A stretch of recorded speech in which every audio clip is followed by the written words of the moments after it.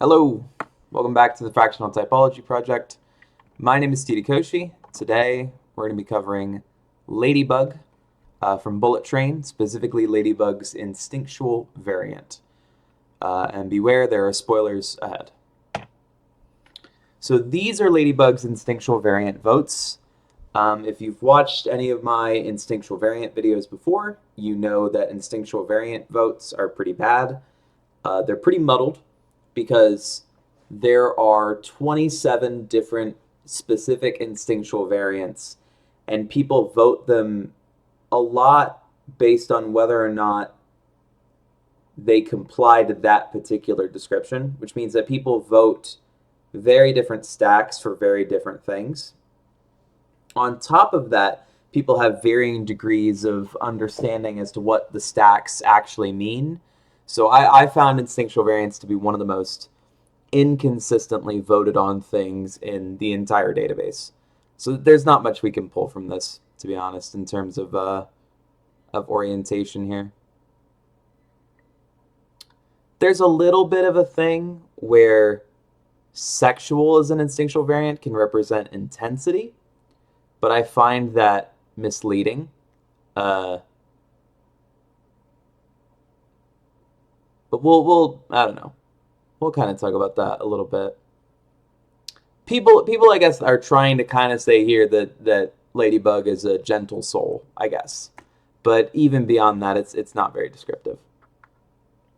So firstly, let's talk about the specific instinctual variants. So these are the three instinctual variants for the Enneagram 9. The social 9, the self-pres 9, and the sexual 9. In my original fractional typology video, which I encourage you to watch if any of this is confusing, the introduction to the FTP, specifically the instinctual variant section, which is what this is over. I believe my social 9 was Mobius and Mobius from Loki. Self-pres 9 was the dude from The Big Lebowski, and my sexual 9 was Wally. You'll notice here that all three of these involve some kind of suppression. And this is the problem, and I addressed this in my Enneagram video for Ladybug. Ladybug is the kind of 9 that seeks peace in and of itself, rather than suppressing themselves emotionally. The specific instinctual variants for the Enneagram 9 all integrate suppression as a fundamental piece of what 9s do. The social 9 suppresses for the group, the self-pres 9 suppresses for their material activities and food and whatever, and the sexual 9 suppresses for their partner. Ladybug does not suppress in any of these ways, and Ladybug does not suppress in general. Ladybug actually tries to be true to himself while still pursuing, internal and external peace, which is a thing that is compliant with Enneagram 9, but not compliant with any of the specific instinctual variants. So if the specific instinctual variants don't work, we have to move to the general. And this is, in my opinion, the general stack for Ladybug. So at the top, Ladybug is concerned with self-preservation. They want to protect themselves, they want to have peace, they don't want to be bothered or messed up. And then right below that kind of self-preservation is Ladybug's personal relationships and one-to-one connections, which they personally prioritize. And then lastly, they don't really care about social status or anything involving that. So, in the instinctual variant language, they would be considered social blind. Now, none of the specific instinctual variants fit Ladybug. What does that mean? So, specific instinctual variants are very popular on the personality database. I think they are viewed as the correct and quintessential way to talk about Enneagram instinctual variants. I think that they were popularized on a cultural level to try to correct for the frequent misunderstandings that instinctual variants inspired without their inclusion. which I think is partially because instinctual variants are separated from the Enneagram despite being from the same system, which gives them multiple points of ambiguity. Like when you vote self-pres sexual, are you voting for self-pres sexual 9? Are you voting for self-pres sexual 6? How would those present differently, et cetera, et cetera? Um, so there's some questions, right? The fact that Ladybug doesn't isn't one of the specific variants of 9, does that mean that he's not a 9 at all? Does it mean that the way that instinctual variants, the specific instinctual variants, are being interpreted is too narrow and too incomplete? And you can see my conclusion here. The specific instinctual variants are far too specific to encompass every character. This is the truth of the matter. Enneagrams are a broad motivational term. They encompass the broad motivation of a character internally and fundamentally. There's going to be more variants of that than just 3 examples. And by limiting your conceptualization of characters to just those 3 types that a character has to fit in one of those, not only does that dilute the meaning of these specific instinctual variants, because they mean something very specific when properly applied, it also limits your ability to talk about the nuance of what a character actually contains. Say that we called Ladybug a sexual 9, which I think would be the closest of all 3 examples. That would fundamentally misunderstand the relationship that Ladybug has to his own emotions and his own seeking for peace, and it also fundamentally misunderstand the relationship that Maria has with Ladybug and that Ladybug has with Maria. Ladybug does not suppress for Maria. If Ladybug had to suppress for Maria, Ladybug would be nowhere near as grateful as he was at the end of the movie for the ways that Maria supports who he authentically is. And so you really do miss something, you lose something when you do that.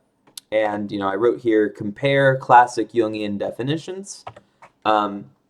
Looking back at what Carl Jung wrote about the 8 personality types, he has very specific descriptions of what the cognitive functions are in practice.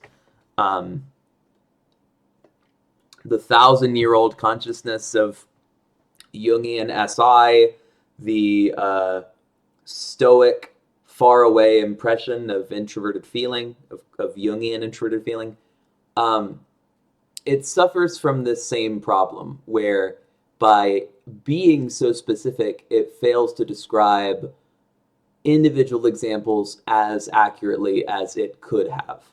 But the nice thing is that we have the general instinctual variant, so we can still talk about the instinctual variant leanings of Ladybug without conflating him to a specific instinctual variant that he does not fit. In my opinion, none of the 3 instinctual variants fit Ladybug, and in my opinion as well, Ladybug is a 9. That seeking for peace is the best description of all 9 Enneagrams of what he's seeking after on a fundamental motivational level. And the votes in aggregate agree with that assessment. The votes are already highly stacked to the 9 side. It's just that instinctual variants in their urge to be specific can be far too totalizing, and you miss the nuance of the character. Another thing, and this is a good note I made here. Ladybug can sometimes act against his self-preservation because he is convicted in his own emotions, convicted in his moral principles. He doesn't take the gun, even though it would help him to preserve himself. He does not leave the train despite having the full opportunity to, because the prince gets her purse caught on a seat. And if Ladybug were completely after his own self-preservation, not only would he have taken those opportunities, he would have been a very different character. what's the the self-pres 6 from Squid Game season 2, Ming Su, I think his name was. That's an interesting character to compare against. Which I don't know if I would fully call him a self-pres 6, but I would call him self-pres 6 adjacent, and I do mean the specific instinctual variant when I say that. Um, Ladybug is not like that. There are certain lines that Ladybug will not cross, even if it benefits his self-preservation. He's after self-preservation, but it is not a totalizing thing because he wants the piece of proper self-preservation, but in a way that's compliant with his emotions and his moral principles. And if he doesn't get that, he won't take the opportunity. And that's important to note because if you're like, oh, he's all about his self-preservation, that's too simplistic of a view for the way that Ladybug actually is. So Ladybug is after self-preservation, he's after relationship, he's after that comfort. Maria recognizes that and, speaks in a calm, comforting tone, offers him breathing and the banana in the car, makes an effort for that kind of comfort. That kind of comfort is very compliant to what Lemon could want, but Lemon does not seek that out because he doesn't trust it. He doesn't trust that that's actually what Ladybug would want. He thinks to some degree that it's just a thing to convince him so that he can get away with murder. So he can get away with stealing the briefcase and, killing the son, etc. Tangerine does not care about Lemon's tendencies in that way, the friendly way that he exists and could be. He just thinks it's irrelevant. The prince also does not care, but in a different way. The prince is solely about her own ambition and does not comprehend that that's even a part of Ladybug to care about. The elder shows almost no evidence that he interprets or understands that piece of Ladybug, and so may understand it and then just be unbothered by it, or may not see it at all. And again, the White Death does not care about Ladybug in the slightest, does not perceive the larger element of him wanting peace, let alone the thing of him being after his self-preservation. The White Death doesn't care. As a final note, I think what you have to recognize here is this is a fundamentally dangerous mission. Everyone there is to some extent about their self-preservation. And if you are not in fight in that kind of situation, you are in flight. People react to things that have enough of a stark difference to be worth reacting to. Being about your self-preservation in the kind of position that Ladybug is in is a very normal, very human, very natural thing. And so it's not a thing of note for many of the characters and doesn't play that hard on the dynamics. If it were more extreme in a way that outweighed his moral principles, more like Ming Su in Squid Game Season 2, that would be a different dynamic. But instead, that is not where Ladybug finds his center. And lastly, these are some gold tier examples of self-pres sexual across the database.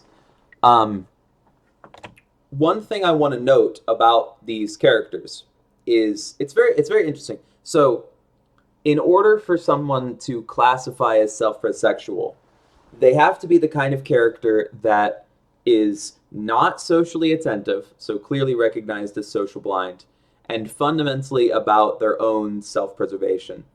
And typically, characters like that are going to be less emotionally present. If they're going to be judged and voted like that accurately, they have to be the most obvious examples. So most of these characters are voted as some level of self-pres 5 to self-pres 9, characters that suppress and are actively independent in ways that don't really need the company of others. And I think that Ladybug is misrepresented in that crowd uh, because he is not that stark. But because he is not that stark, it's harder for the database to vote him correctly as that orientation in aggregate. So I still think these characters are effective to learn from in terms of how self-presexual is and how it presents. And that's it. So thank you for watching. Hope you learned something about instinctual variance, and I will see you in the next one.